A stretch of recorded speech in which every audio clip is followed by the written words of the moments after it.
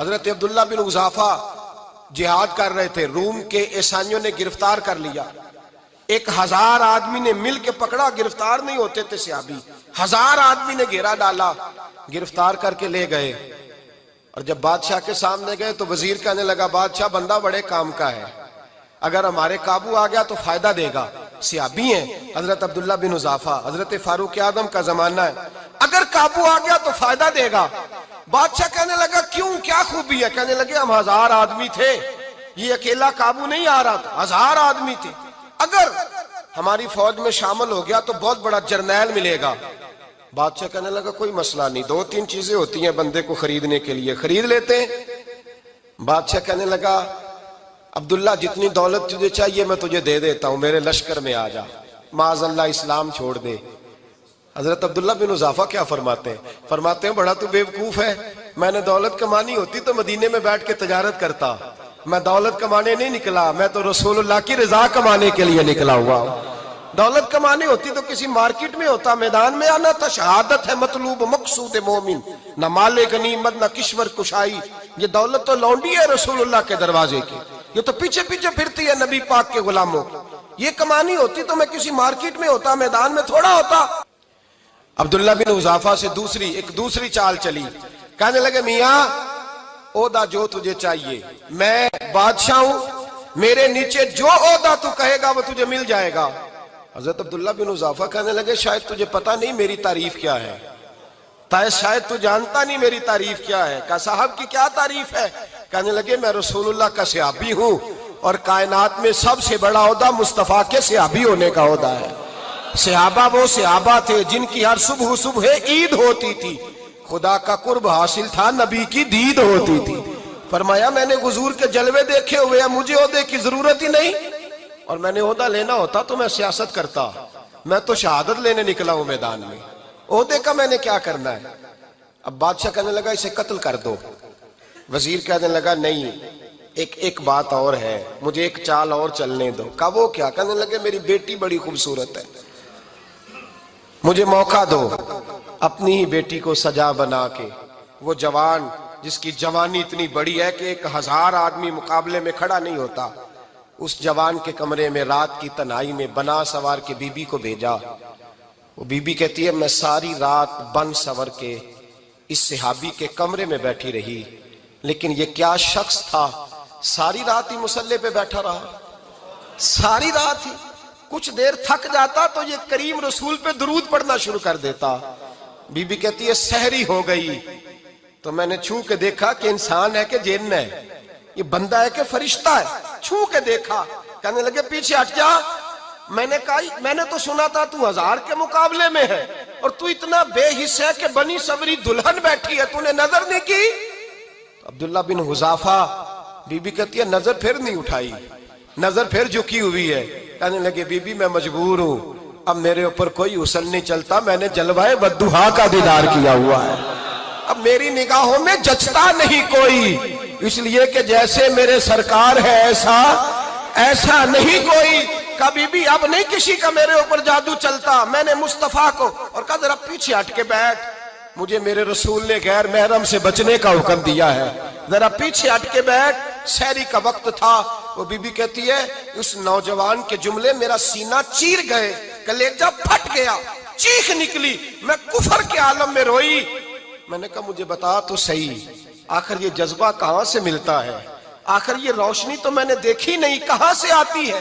ایک میرا باپ ہے جو بنا سور کے مجھے تیرے کمرے میں چھوڑ گیا، بتلا یہ کہاں سے کیف آتے ہیں؟ تو عبداللہ بن حذافہ کہنے لگے اگر کیف لینا ہے تو بھی میرے مصطفیٰ کا کلمہ پڑھ جا، آجا دروازہ رسول پہ جھک جا، مل جائے گا۔ سویرے دروازے پہ باپ آیا بیٹی سے رزلٹ لینے، دروازہ کھولا تو بیٹی نقاب پہنے باہر آئی۔ باپ کہنے لگا کیا بنا؟ کہنے لگی پیچھے ہٹ جا، تو غیر محرم ہے، کافر ہے، میں مسلمان ہوں۔ اس نے کہا کیا ہوا؟ کہنے لگی تیرے جیسے کو باپ کہوں، تیرے جیسے کو جو مجھے استعمال کر رہا تھا، میں تجھے باپ نہیں مانتی، میں اب رسول والی ہو گئی ہوں، میں حضرت فاطمہ کی کنیزہ ہو گئی ہوں، میں اب نبی کریم کی خادمہ ہوں، خبردار میرے قریب نہ آنا۔ یہ دعوی بھی ناکام ہوا۔ اب حضرت عبداللہ بن حذافہ کے سامنے موت کھڑی کی، ایک کڑا میں تیل گرم کیا، کہنے لگے تجھے اس میں جلایا جائے گا۔ حضرت عبداللہ بن حذافہ رضی اللہ تعالیٰ عنہ جب جلنے کے قریب ہوئے تو رونے لگے۔ روم کا بادشاہ کہنے لگا شاید ڈر گیا ہے، کہنے لگے اب سمجھ آئی ہے، اب تجھے پتا چلا ہے، چلا آ جا۔ حضرت عبداللہ بن حذافہ کہنے لگے تو کافر ہے، تیری کافروں والی سوچ ہے، اس لیے نہیں رویا کہ موت سے ڈر گیا ہوں، میں تو اس لیے رویا ہوں کہ ایک جان ہے، وہ نبی پاک پہ قربان ہو رہی ہے، کاش رب مجھے 1000 جان دیتا، میں ساری مصطفیٰ پہ قربان کر دیتا۔ فاضل بریلوی فرماتے ہیں کروں تیرے نام پہ جاں فدا، نہ بس ایک جاں 2 جہاں فدا، اور میرا 2 جہاں سے بھی نہیں جی بھرا، میں کروں کیا کہ کروڑوں جہاں نہیں۔ اور میاں صاحب فرماتے ہیں وہ کچا رنگ للاری والا جیڑا چڑھدا لیندا رہندا، اے عشق تیرے دا رنگ محمد چڑھ جائے پھر نہیں لیندا، عشق تیرے دا رنگ محمد چڑھ جائے پھر اے نہیں لیندا۔ میرے بھائی وہ روم کا بادشاہ کہنے لگا دنیا میں نے بھی بڑی دیکھی ہے، پر جیسے پاک صاف مصطفیٰ کے غلام دیکھے ایسا میں نے کوئی نہیں دیکھا۔ او بھائیو، نظر پاک ہو، روح پاک ہو، مزاج پاک ہو، پھر انسان بڑے بڑے کام کرتا ہے، پھر وہ مہمات کو سر کرتا ہے، پھر وہ صرف ایک گھر کے لیے نہیں، وہ ملت کے لیے فائدہ مند ہوتا ہے، پھر وہ گھرانوں کو لے کر چلتا ہے، پھر وہ بڑے بڑے معاشرے تشکیل دیتا ہے۔ میرے رسول کریم صلی اللہ علیہ وسلم نے پاک صاف ذہن کے لوگ تیار کیے۔ حضرت مرثد فرماتے ہیں میں ایک عورت پہ عاشق تھا، جب کلمہ پڑھا نبی پاک نے میری پشت پہ ہاتھ پھیرا، میں نے کہا حضور کوئی نصیحت؟ نبی پاک نے فرمایا نظر کو پاک رکھنا۔ آپ فرماتے ہیں عورتیں میرے پیچھے بھاگا کرتی تھیں اور مجھے کہا کرتی تھی اب تو دیکھتا کیوں نہیں؟ تو میں نے کہا پتا مجھے بھی نہیں، مصطفیٰ کی ایک نظر ہوئی ہے رب نے سارے محل کو چہل دور فرما دیے، سارا کچھ ہی بدل گیا۔ ملت کے جوانوں یاد رکھو اس بات کو، یہ پاکیزگی، یہ نظر، یہ پاکیزگی، یہ مزاج، یہ انسان سے بڑے کام کرا لیتی ہے، اور اگر تیری نظر ناپاک رہتی ہے پھر تو کچھ نہیں کر سکتا، پھر تیری زندگی ایک ایسے قید خانے میں قید ہو گئی ہے جو تجھے 2 قدم بھی نہیں چلنے دے گی۔ سب سے پہلے مزاج کی پاکیزگی، اور دوسرا اصلاح معاشرہ کے لیے اہم درس یہ ہے اپنے آپ کو پاک صاف رکھیں، ذہنی طور پر، نظریاتی طور پر۔ اور دوسرا درس یہ ہے میرے بھائی ظلم اور زیادتی سے بچیں، پاک صاف رہ کے وقت شروع کریں، اور کسی جگہ بھی کوئی زیادتی، کوئی ظلم، میرے نبی کریم صلی اللہ علیہ وسلم کے مزاج کو اگر آپ دیکھیں گے نا، ہمارے معاشرے میں آج سب سے زیادہ زیادتی پتہ کون سی ہوتی ہے؟ لوگ عزتیں پامال کرتے ہیں، بدگمانیاں کرتے ہیں۔ ابو جہل یہ کام کرتا تھا کہ وہ نبی پاک صلی اللہ علیہ وسلم پر، صحابہ پر معاذ اللہ شخصی اعتراضات کرتا تھا، شخصی۔ عزیزو، جب آدمی کا کسی سے اختلاف ہوتا ہے نا، یا کسی کو پسند نہیں کرتا یا کسی کو ریجیکٹ کرنا چاہتا ہے تو شخصی اعتراضات کرتا ہے، نیچے اترتا ہے، کمزور بات کرتا ہے، چھوٹی بات کرتا ہے۔ اور ہمارے زمانے میں تو یہ کام حسد کی وجہ سے ہوتا ہے، بڑے بڑے جماعتیں ٹوٹ جاتی ہیں، ملتوں کا شرازہ بکھر جاتا ہے، لیکن لوگ اپنی اس حرکت سے باز نہیں آتے، ساری زندگی ذاتی اور نجی اعتراضات کرتے رہے۔ ابو جہل کے اندر ہزاروں عیب پائے جاتے تھے، شرابی بھی تھا، بدکار بھی تھا، بے حیا بھی تھا، ظالم بھی تھا۔ میرے نبی پاک صلی اللہ علیہ وسلم نے اسے دین کا پیغام دیا ہے، لیکن تاریخ کی کسی کتاب میں آپ کو یہ نہیں ملے گا کہ حضور نے کبھی اس کی شخصیت پر اعتراض کیا ہو۔ یہ فرمایا ہے کہ بڑا فرعون ہے اس امت کا، لیکن نیچے اتر کر کبھی اس کی ذاتی اور شخصی زندگی پر کوئی زیادتی صحابہ کی طرف سے اور نبی پاک کی طرف سے۔ بہت بڑی بات سمجھا رہا ہوں، اگر آپ کی سمجھ میں آئے تو ہم ذاتیات پر اترتے، ذات پر اتر کر زیادتی کرتے، ذات پر۔ ہمارا اب ظلم نجی سطح سے شروع ہو رہا ہے اور پوری ملت کو لپیٹ میں لے رہا ہے، پوری ملت کو۔ چھوٹی چھوٹی زیادتیاں ہیں جو پورے معاشرے کو اپنی لپیٹ میں لیتی ہیں۔ میرے نبی کریم علیہ السلام نے جو دین ہمیں دیا ہے وہ خیر خواہی کا مذہب ہے، وہ بھلا کرنے کا مذہب ہے، وہ کام آنے کا مذہب ہے، وہ ظلم سے بچنے کا مذہب ہے۔ میرے نبی پاک نے فرمایا ظلم سے بچ جانا، قیامت کے اندھیروں میں جو بڑا اندھیرا ہوگا وہ ظلم ہوگا۔ اصلاح معاشرہ کانفرنس کا پہلا سبق میں نے عرض کیا کہ نظر کو، ذہن کو، سوچ کو پاک رکھیں، اور دوسرا زندگی میں کبھی زیادتی نہ کریں، کبھی بھی اپنے مخالف پر بھی کبھی شخصی، ذاتی اور نجی اعتراضات نہ کریں۔ یہ انسان کے اندر کا ظلم ہوتا ہے، ہمارے گھروں کے اندر سے ظلم جنم لینے لگا ہے۔ روز بہو پہ تیل چھڑکا جاتا ہے، روز کسی نہ کسی شہر سے، اپنے ہی گھر سے، اپنے ہی چراغ کو بند کرنے کی خبر نکلتی ہے۔ سڑکوں پہ، چوکوں پہ، چوراہوں میں غریب مسلے جاتے ہیں، جس کے ہاتھ جہاں تک پہنچتے ہیں وہ وہاں تک معاذ اللہ زیادتی کر گزرتا ہے۔ اگر قوم ظلم سے بچنے لگے، زیادتی سے بچنے لگے، تکلیف دینے سے بچنے لگے تو معاشرہ سنور جائے گا۔ میرے رسول کریم علیہ السلام نے اپنے غلاموں سے پوچھا تھا، بتاؤ مفلس کون ہوتا ہے؟ کون ہے جس کے پاس کچھ نہیں ہوتا؟ صحابہ نے کہا یا رسول اللہ جس کے پاس پیسے نہ ہو۔ بخاری مسلم متفق علیہ حدیث ہے۔ نبی کریم نے فرمایا نا بھائی، مفلس تو وہ ہوگا جو قیامت کے دن احد پہاڑ کے برابر نیکیاں لے کے آئے گا۔ یا رسول اللہ اتنی نیکیاں پھر بھی مفلس ہے، پھر بھی غریب ہے؟ تو نبی پاک نے فرمایا نیکیاں پہاڑ کے برابر ہیں، پر اس نے چگلیاں بڑی کی ہیں، غیبتیں بڑی کی ہیں، مذاق بڑے اڑائے، اس نے لوگوں پر پھبتیاں بڑی کسی ہیں، تان و تشنی بڑے کیے، ظلم بڑے کیے، گالی بڑی دی، لوگوں کے بارے میں بری باتیں کی۔ اب رب کریم نے وہ ساری نیکیاں ان لوگوں میں بانٹ دی، یہ مفلس ہو گیا، غریب ہو گیا۔ زیادتی نہیں کریں، ظلم نہ کریں، اپنی نجی زندگی سے لے کر، گھر کے اندر سے لے کر اجتماعی زندگی تک زیادتی سے بچیں۔ میرے نبی کریم علیہ السلام نے اپنے غلاموں کو یہ درس دیا ہے، دیکھنا کبھی زیادتی نہ ہونے پائے، دیکھنا کہیں ظلم نہ ہونے پائے، دیکھنا کسی شخص کو تمہارے قول فعل سے، تمہارے مزاج سے تکلیف نہ پہنچے۔ میرے بھائیوں، حضرت وہب ابن منبہ علیہ رحمہ فرماتے ہیں کہ بنی اسرائیل کے اندر ایک بادشاہ محل بنانے جا رہا تھا۔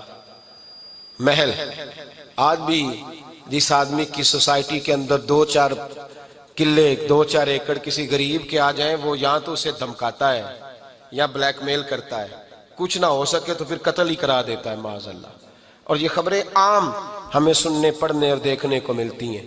بادشاہ محل بنانے جا رہا تھا، ایک غریب بی بی رہتی تھی، اس کی جھونپڑی بادشاہ کے محل کے نقشے میں آتی تھی۔ بادشاہ نے کہا بی بی منہ مانگی قیمت لے لو، خالی کر دو یہ مکان۔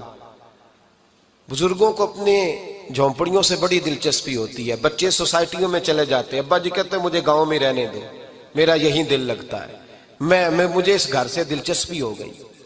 اماں کہنے لگی بادشاہ میں یہاں بیاہ کے آئی تھی، خامد انتقال کر گیا، اولاد اللہ نے دی نہیں، میں پکا ہوا پھالوں، گر جاؤں گی تو تیرا ہی ہے، لیکن مجھے اس آشیانے میں رہنے دے، یہ گھونسلہ میں نے تنکا تنکا کر کے بنایا ہے، مجھے رہنے دے، نہ مجھے نکال۔ کہنے لگا میرا نقشہ خراب ہوتا ہے۔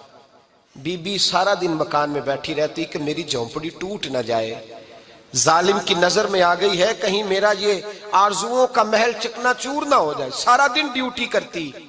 بادشاہ نے بھی 2-4 سپاہی کھڑے کر دیے، جب گھر سے نکلے تو بلڈوز کر دینا، مکان کو گرا دینا۔ وہ خاتون کتنی دن بندہ بیٹھ سکتا ہے؟ ایک دن سر شام گھر سے نکلی، 2-1 گھنٹے کے بعد واپس آئی تو مکان گر گیا تھا، دیوار بن گئی تھی۔ حضرت وہب ابن منبہ فرماتے ہیں بس اس نے دعا کی، اس نے دعا کی تو رب کریم نے وہ شہر سارا تباہ کر دیا۔ اس بی بی نے 2 جملے کہے تو الٹ پلٹ دیا وہ سارا شہر۔ میرے نبی کریم علیہ السلام نے فرمایا جب مظلوم کے ہاتھ دعا کے لیے اٹھتے ہیں تو عرش کا مالک آسمان سے کہتا ہے کھول دے سارے دروازے، اس کے بیچ کوئی پردہ نہیں رہنا چاہیے، آنے دے، مظلوم ہے، اس پر ظلم ہوا ہے، ظلم ہوا ہے۔ لوگ کہتے ہیں میں بے چین رہتا ہوں صاحب، مولانا صاحب، پیر صاحب، وہ گھر کے کونے سے چیخنے کی آواز آتی ہے، کوئی دم مل جائے، کوئی تعویذ ہو جائے، کچھ ایسا ہو جائے کہ بچت ہو جائے، کوئی ایسی پھونک لگ جائے کہ آرام آ جائے۔ تو میں کہتا ہوں بھائی اگر بڑے دم کرانے سے بھی فرق نہیں پڑا، اگر بڑے تعویذ لینے سے بھی چیخیں بند نہیں ہوئی، تو ذرا ٹٹول کے دیکھ لو کہیں کسی یتیم کی آہیں ہی نہ دفن ہو وہاں، کہیں کسی غریب کا گوشت تو نہیں دبا لیا، کہیں کسی کو لوٹ کے تو دیوار نہیں بنا لی، کہیں کسی کا مکان پہ قبضہ کر کے تو نہیں بنایا۔ اگر لوٹ اور حرام کا مال ہو تو پھر چیخیں بند نہیں ہوتی، پھر سکون سے سویا نہیں جاتا، پھر وہاں آرام کی نیند نہیں آتی۔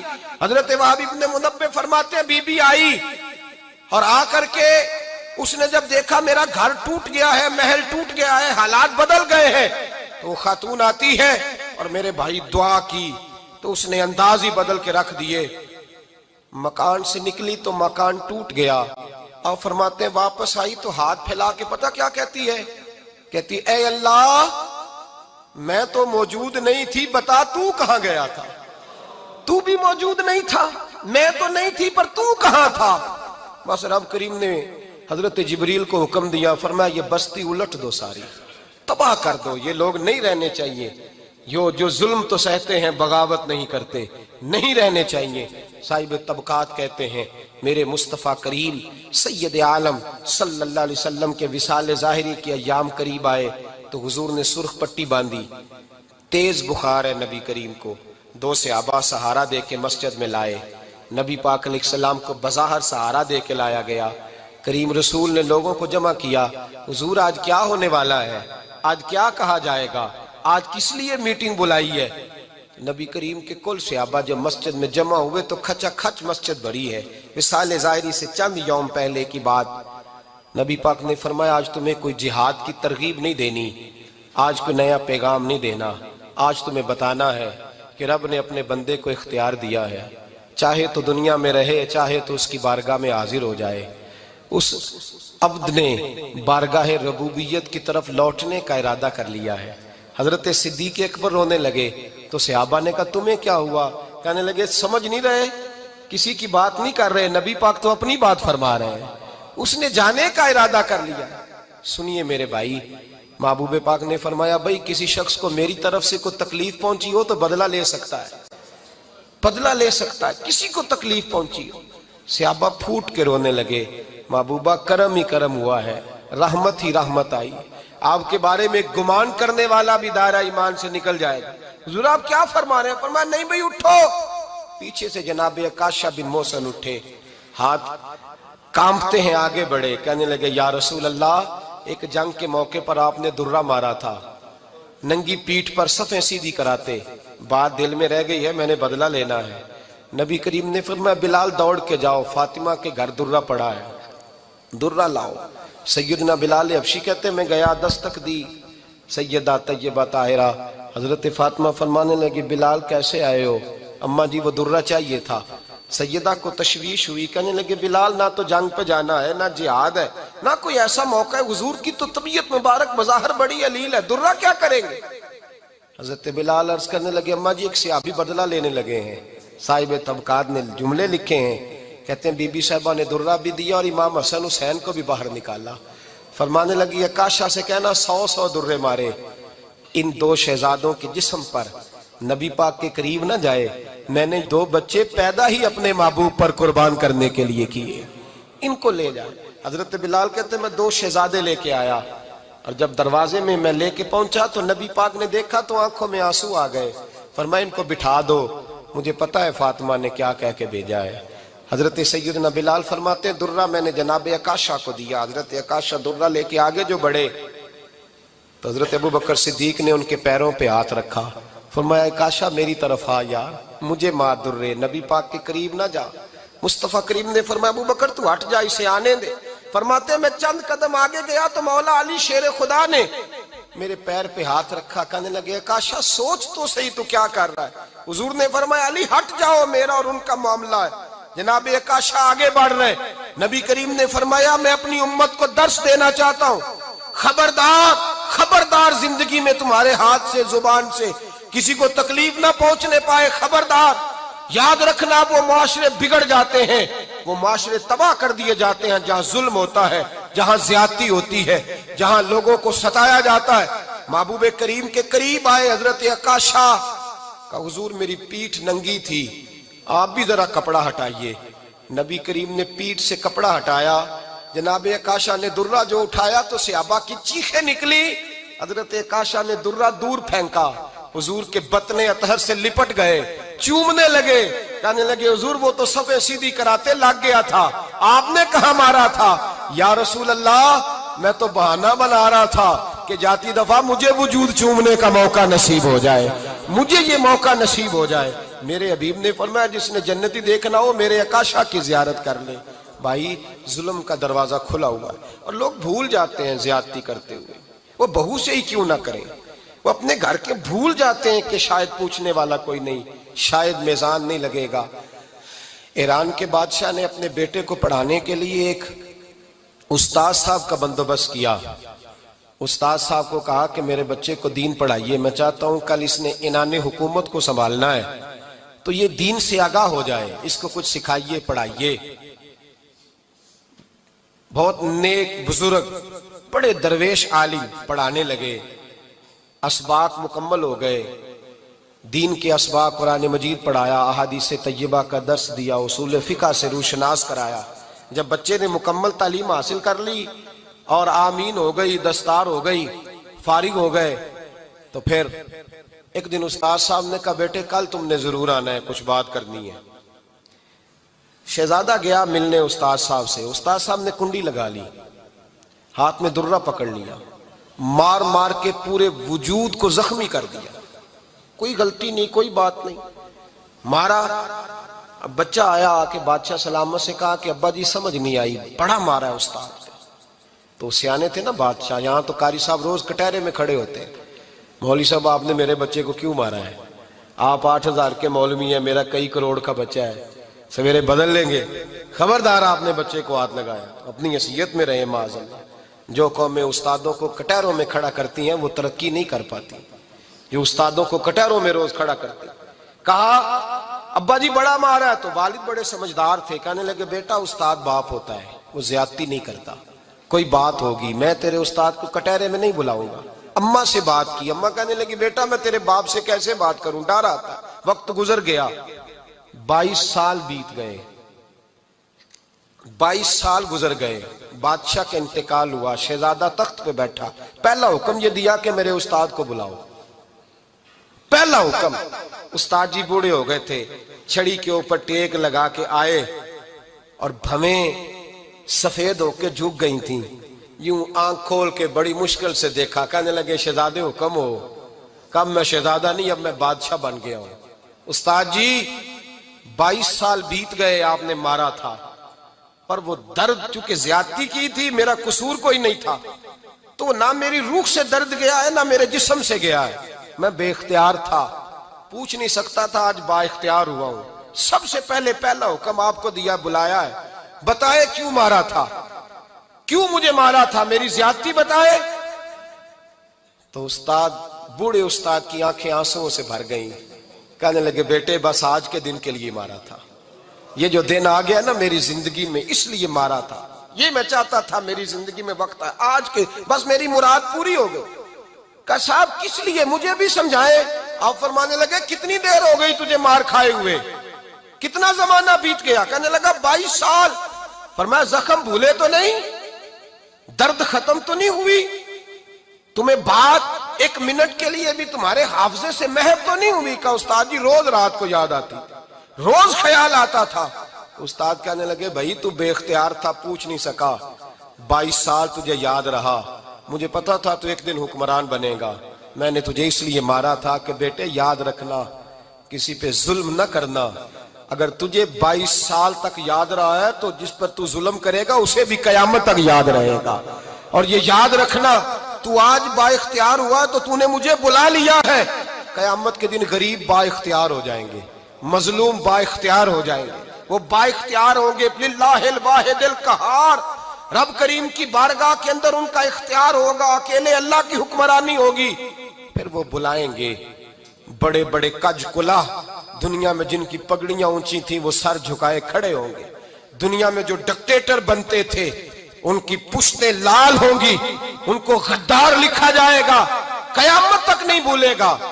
ظلم کرنا تو سوچ سمجھ کے کرنا، اتنا کرنا جتنا تم سہ سکتے ہو، اتنی زیادتی کرنا جتنی قیامت میں تم برداشت کر سکتے ہو۔ میرے نبی کریم صلی اللہ علیہ وسلم نے فرمایا ظلم سے بچو، یہ قیامت کے اندھیروں میں سے ایک اندھیرا ہوگا، زندگی میں زیادتی نہ کریں، اگر تھوڑی دیر کے لیے کوئی چیز برداشت کر جائیں گے تو وہ فائدہ دے جائے گی، کچھ دیر کے لیے اگر سہ جائیں گے تو نفع مل جائے گا۔ شہر میں بلند ہونا کامیابی کی علامت سمجھنے لگے، اس کا نقصان یہ ہے کہ معاشرے میں دو چیزیں روز بروز بڑھتی چلی جا رہی، ایک ہے بے حیائی، فحاشی، عریانی، روز ایک نیا دروازہ کھلتا ہے، اس کا روز نیا دروازہ کھلتا ہے۔ اب تو ایک نیا لیبل لگ گیا ہے کہ سارا سال گانا باجا کرو، معاذ اللہ جو تمہارے من کی مرضی ہو وہ کرو، اور جب رمضان آئے تو کچھ چند پرچوں پہ حدیثیں لکھ کے ٹی وی پہ بیٹھ جاؤ اور لوگوں کو بتاؤ کہ اسلام شاید وہ والا مذہب ہے جو کہتا ہے سارا سال مرضی کرے، رمضان آئے تو حدیث پڑھنی شروع کر دے، اور یکم رمضان سے 29 تک دوپٹہ سر پہ رکھو اور جب عید والا دن آئے تو اتار دو۔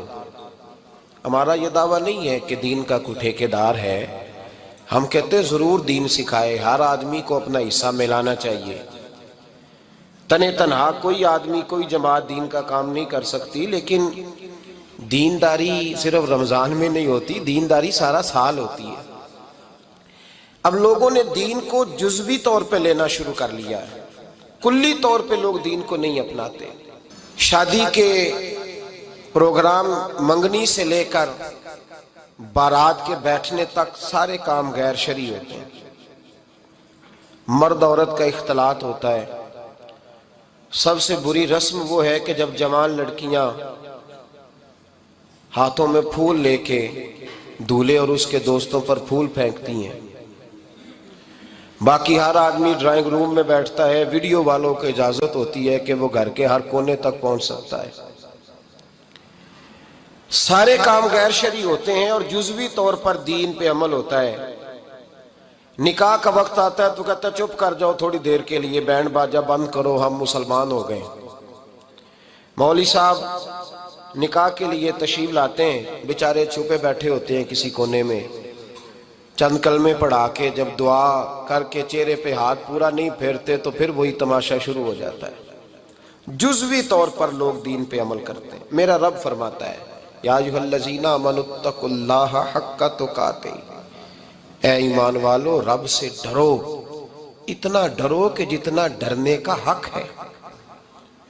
وَلَا تَمُوتُنَّ إِلَّا وَأَنْتُمْ مُسْلِمُونَ، اور فرمایا یہ نہ ہو کہ تم مسجد میں مسلمان ہو اور بازار میں نہ ہو، اور ایسا نہیں ہونا چاہیے کہ جب تو تم زندہ ہو تو مسلمان ہو اور صبح مسلمان ہو تو معاذ اللہ شام کو کافر ہو، ایسا نہ ہو۔ فرمایا تم نے کلمہ پڑھا ہے تو میرے محبوب کے غلام وہ مرتے دم تک مسلمان ہی رہنا، اب مرتے دم تک مسلمان رہنا، دیکھنا دامن دین تمہارے ہاتھ سے چھوٹ نہ جائے۔ دو باتیں عام ہو گئی امت مسلمان، عام، ایک فحاشی عریانی عام ہے اور روز بروز اس کا نیا رنگ ہے۔ اب تو میں نے کہا مذہب کا ساتھ لوگوں نے تھوڑا سا ذائقہ لگا لیا ہے، کہتے ہیں نہیں رمضان میں نمازیں پڑھ لیں گے، خیر ہے، بچ جائیں گے، چھٹی ہو جائے گی۔ وہ میں ہی کیوں نہ ہوں، میں ہی کیوں نہ ہوں، عورت کے سامنے کھلے منہ بیٹھنے کی کسی کو بھی اجازت نہیں، کسی کو بھی اجازت نہیں۔ کسی نے حضرت سیدنا جنید بغدادی سے کہا تھا کہ اگر مرد عورت نیک ہوں تو پھر تو درس و تدریس ہو سکتی ہے نا، پھر تو پڑھا سکتے ہیں نا ایک دوسرے، نیک ہو پرہیزگار ہو۔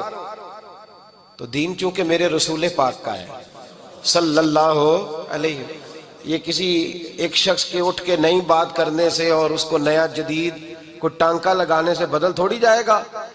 حضرت جنید بغدادی سے کہہ دیا کہ حضرت جی اگر دو بندے نیک ہوں تو پھر بات چیت ہو سکتی ہے۔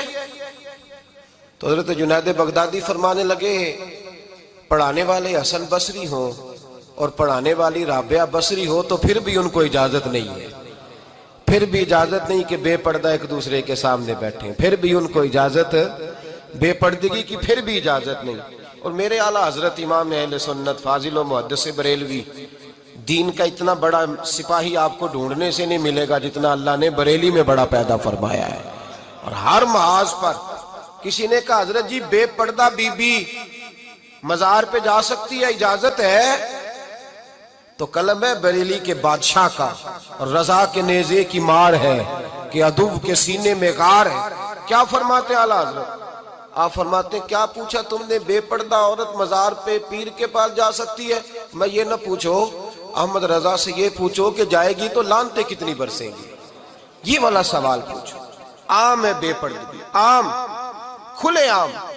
اور میرے بھائی لوگ کہتے ہیں جدید ہونا چاہیے، یاد رکھو اسلام فقط گناہ سے منع نہیں کرتا، اسلام وہ دروازہ ہی بند کرتا ہے جس رستے سے گناہ ہو سکتا ہے، وہ دروازہ ہی بند ہے۔ کہا مرد اور عورت کو ایک دوسرے کا چہرہ دیکھنے کی اجازت ہی نہیں۔ میرے رسول کریم صلی اللہ علیہ وسلم نے فرمایا زنا صرف مرد اور عورت کی خلوت صحیحہ کا نام تھوڑی ہے، فرمایا جس نے اپنی آنکھ کو گندا کیا وہ آنکھ کا زانی ہے، اور جس شخص نے اپنے کان سے بری بات سنی وہ کان کا بدکار ہے، اور محبوب فرماتے ہیں جس نے اپنے آنکھوں سے بری چیز کو دیکھا وہ آنکھ کا، اور جس نے بول کر لذت کا یہ سامان فراہم کیا وہ زبان کا زانی ہے، اسے بھی قیامت کے دن اسی طرح پوچھا جائے گا جس طرح زانی کو پوچھا جائے گا۔ میرے بھائی، امت مسلمہ کا وقار میرے رسول کریم علیہ السلام کے غلاموں کے دلوں میں شرم و حیا بھر دیا گیا۔ علامہ واقدی کہتے ہیں حضرت سعد بن ابی وقاص نے مدائن فتح کیا۔ مدائن کا ایک شہر تھا، اس کی بڑی بڑی اونچی بلڈنگیں تھیں، جو آدمی بھی جاتا تھا وہ سب سے پہلے جس شہر کی کوئی چیز معروف ہوتی ہے لوگ اس کو دیکھتے ہیں۔ اونچی اونچی بلڈنگیں تھیں، سب سے زیادہ اس شہر کے لوگوں نے اونچے مکانات اور زیادہ تعمیرات کر رکھی تھیں۔ حضرت سعد بن ابی وقاص لشکر لے کے گزرے تو لشکر میں بوڑھے لوگ نہیں ہوتے، جوان لوگ ہوتے، توانا لوگ ہوتے، اور بڑے جیدار سپاہی تھے۔ 10,000 صحابہ کی جماعت تھی، حضرت سعد بن ابی وقاص امیر لشکر تھے۔ اب عیسائیوں نے ایک چال چلی، انہوں نے کہا مسلمان جب بازار سے گزریں گے لڑائی تو ہم ان کے ساتھ لڑ نہیں سکے، ہم وہ والا طریقہ اختیار کرتے ہیں کہ مسلمان قابو میں آ جائیں گے، ہم عورت کو بطور تیر کے استعمال کرتے ہیں، ہم اس کو بطور جال کے پھینکتے ہیں۔ کیا کیا؟ عورتوں کے ہاتھوں میں پھول دیے، پلیٹیں پکڑائیں، بلڈنگوں کی چھتوں پہ کھڑا کر دیا، فرمایا تم ان پر پھول پھینکنا، اگر 2-4 سپاہی بھی ہم اپنے قابو میں کرنے میں کامیاب ہو گئے تو دراڑ تو پڑ گئی نا، تم ان پر پھول پھینکنا۔ یہ دیکھیں رسم چلی کہاں سے، ہم نے اپنا لی ہے، چلی کہاں سے اور ہم نے اس کو اخذ کر لیا، رواج بن گیا۔ حضرت سعد بن ابی وقاص رضی اللہ تعالیٰ عنہ جب اس بازار سے گزرے تو آگے آگے امیر لشکر کا گھوڑا تھا، پیچھے 10,000 صحابہ گھوڑوں پہ بیٹھے ہیں۔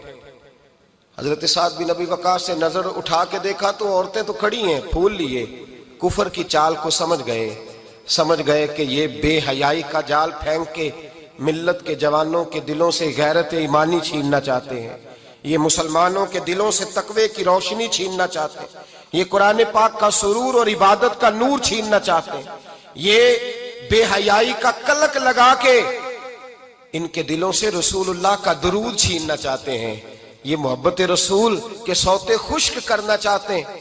جب دیکھا تو فوری طور پہ گھوڑے پہ چڑھے اور جناب سعد نے قرآن پڑھنا شروع کر دیا۔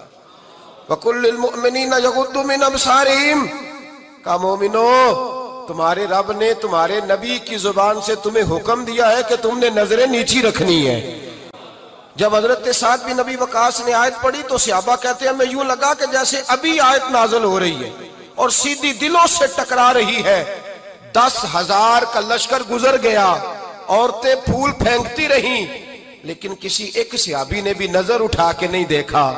جب لشکر گزرا تو ان بیبیوں نے پلیٹیں پھینکی اور کہنے لگی عیسائیوں تم کتنے نالائق اور کس قدر بڑے تم بد تہذیب ہو کہ اپنی عورتیں استعمال کرتے ہو لوگوں کو قابو کرنے کے لیے، کس قدر تم زیادہ غیرت سے گرے ہوئے ہو، اور یہ کتنا اعلیٰ طبقہ ہے کہ ہم دادے توجہ دیتی رہیں، انہوں نے پلٹ کے نہیں دیکھا، کہنے لگے تم جھوٹے ہو، اور جس رسول کے غلام اتنے اعلیٰ درجے کے پائے کے حیا والے ہیں وہ نبی کتنی شان والا ہوگا۔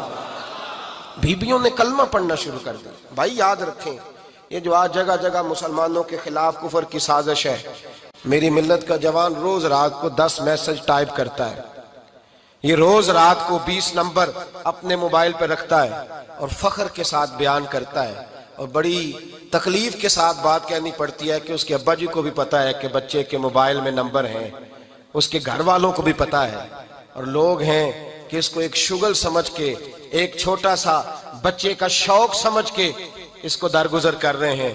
تجھے پتا نہیں کہ جب انسان کی یہ سوچ ہوتی ہے، جب اس کا یہ نظریہ ہوتا ہے تو ایمانی قوتیں کتنی زائل ہوتی ہیں۔ جب نوجوان کی نظر کے اندر عیب پیدا ہوتا ہے تو پھر اس سے نماز کی لذت جاتی رہتی ہے، قرآن پاک کا ذائقہ جاتا رہتا ہے، درود پاک کا ذائقہ جاتا رہتا ہے۔ اٹھائیے مسند امام احمد بن حنبل، میرے رسول کریم صلی اللہ علیہ وسلم کی بارگاہ میں صحابی نے آ کے عرض کی، یا رسول اللہ میں بڑی اچھے طریقے سے وضو کرتا ہوں، ٹائم نکال کے مسجد آتا ہوں، حضور میں پابندی سے پڑھنے کی کوشش کرتا ہوں، لیکن اے معصوم آمنہ، یا رسول اللہ میرا نماز میں دل نہیں لگتا، حضور میری طبیعت نہیں جمتی، میرا دوڑ جانے کو دل کرتا ہے، کوئی نسخہ بتلائیے۔ محبوب نے فرمایا تو اپنی نظر کو پاک کر لے، تیرے نبی کا وعدہ ہے تیرا نماز میں دل لگنا شروع ہو جائے گا۔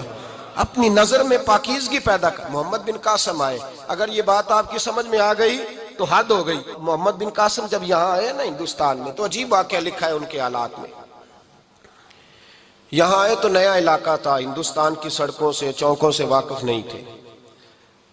جب تشریف لائے، راجہ دہر ان کے مقابلے میں تھا، جنگ کرنی تھی، لشکر لائے تو خود بھی ابھی 17 سال یا 19 سال کے جوان تھے، اور ساتھ بھی لشکر جوانوں کا تھا۔ ایک بزرگ تھے قافلے میں، بزرگ کہتے ہیں میری محمد بن قاسم سے ملاقات ہوئی تو میں نے اس شخص کے چہرے پر پریشانی دیکھی، شدید تکلیف میں دیکھا، تو میں نے کہا جرنیل مسلمانوں کے تو کس پریشانی میں ہے؟ تو محمد بن قاسم کہنے لگے پریشانی یہ ہے کہ ہم عربی ہیں، یہ عجم کا علاقہ ہے، ہم تو رستوں سے بھی واقف نہیں۔ راجہ دہر سنا ہے بڑی فوج ہے، بڑی طاقت ہے، بہت پرانا یہاں کا رہنے والا ہے، چھوٹے چھوٹے مورچوں کا پتہ ہے، رستوں کا پتہ ہے، کیسے جنگ ہوگی؟ میں پریشان ہوں کہ مقابلہ کیسے ہوگا؟ وہ بزرگ کہتے ہیں میں نے بھی دعا کی، تسلی دی، میں نے کہا اللہ تیری مدد کرے گا۔ میں گزر گیا، 3-4 دن کے بعد ملاقات ہوئی تو میں نے محمد بن قاسم کے چہرے پر بڑی روشنی دیکھی، ہنستے اور مسکراتے دیکھا، توانائی دیکھی، وقار دیکھا، اطمینان اور سکون دیکھا۔ میں نے کہا خیریت تو ہے، پرسوں ترسوں تو بڑے پریشان تھے، آج کیا ہوا؟ اگر یہ بات سمجھ میں آ گئی میری ملت کے جوان کے، اگر یہ بات سمجھ میں آ گئی تو شاید اسے ڈھب اور سلیقہ آ جائے جینے کا، شاید یہ سمجھ جائے کہ میری توانائی کا راز کہاں ہے۔ کہنے لگے بھائی پرسوں ترسوں بڑے پریشان تھے، آج کیا ہوا؟ جواب دیا کہ تاریخ بنا دی، اس 17 سال کے جوان نے تاریخ بنا دی۔ کہنے لگا میں بے فکر ہو گیا ہوں، راجہ دہر میرا مقابلہ نہیں کر سکتا، وہ 2 دن نہیں کھڑا ہو سکتا میرے سامنے۔ کہا وجہ کیا ہے؟ محمد بن قاسم کہنے لگے میں نے تحقیق کی ہے، مجھے پتا چلا ہے کہ راجہ دہر ذہن کا گندا ہے، نظر کا ناپاک ہے، وہ سینے بند کا برا ہے، مجھے پتا چلا ہے وہ تو چچا زاد بہن کو نہیں چھوڑتا، وہ تو خالہ زاد پہ بری نظر رکھتا ہے، مجھے پتا چلا ہے کہ اس کے تو اپنے علاقے کی عورتیں اس کی نظر سے محفوظ نہیں ہیں۔ کہنے لگا جو گندی نظر کا جوان ہوتا ہے وہ کسی میدان میں نہیں ٹھہر سکتا۔ کہنے لگا میری 17 اور 19 سال کی جوانی ہے، مجھے قسم ہے گنبد خضرا کی، میں نے جب بھی دیکھا ہے یا مصطفیٰ کا درود دیکھا ہے یا رسول اللہ پہ نازل ہونے والا قرآن دیکھا ہے۔ میرا مقابلہ کیسے کرے گا؟ میرے مقابلے میں کیسے آئے گا؟ جو نظر کا گندا ہو، کردار کا ناپاک ہو، وہ کسی کے مقابلے میں آ سکتا؟ اور ملت کے جوان یاد رکھ، جب تک نظریں ناپاک ہوتی ہیں اس وقت تک وجود کمزور ہوتے ہیں، جب تک نظریں ناپاک ہوتی ہیں ارادوں میں دراڑیں ہوتی ہیں، جب نظریں ناپاک ہوتی ہیں پھر عقیدے متزلزل ہوتے ہیں، جب نظریں ناپاک ہوتی ہیں پھر انسان کوئی بھی مہم سر نہیں کر سکتا، اور جب نظر پاک